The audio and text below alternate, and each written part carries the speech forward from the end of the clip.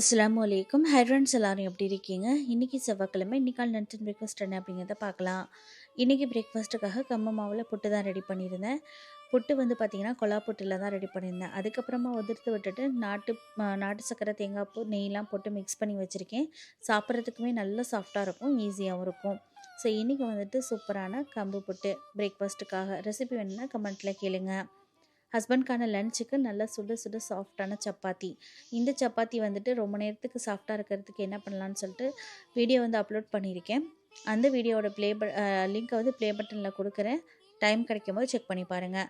இன்றைக்கி இந்த சப்பாத்தியோட வந்து பார்த்திங்கன்னா காலிஃப்ளவர், பச்சை பட்டாணி, உருளைக்கிழங்கு சேர்த்துட்டு ஒரு சிம்பிளான ஒரு கிரேவி தான் செஞ்சுருக்கேன். சப்பாத்தியோட சாப்பிட்றதுக்கு ரொம்பவே சூப்பராக இருக்கும். இந்த ரெசிபியுமே நம்ம சேனலில் இருக்குது. இது கூடவே வந்துட்டு பார்த்திங்கன்னா ஸ்நாக்ஸ்க்காக வந்து கருப்புளுந்து கஞ்சி தான் இன்றைக்கி ரெடி பண்ணியிருந்தேன். கருப்புளுந்து கருப்பட்டி கஞ்சி. நிறைய பேர் ரெசிபி கேட்குறீங்க, சீக்கிரமாக போஸ்ட் பண்ணிடுறேன். இது கூடவே வந்து ட்ராகன் ஃப்ரூட். நாளைக்கு பார்க்கலாம்.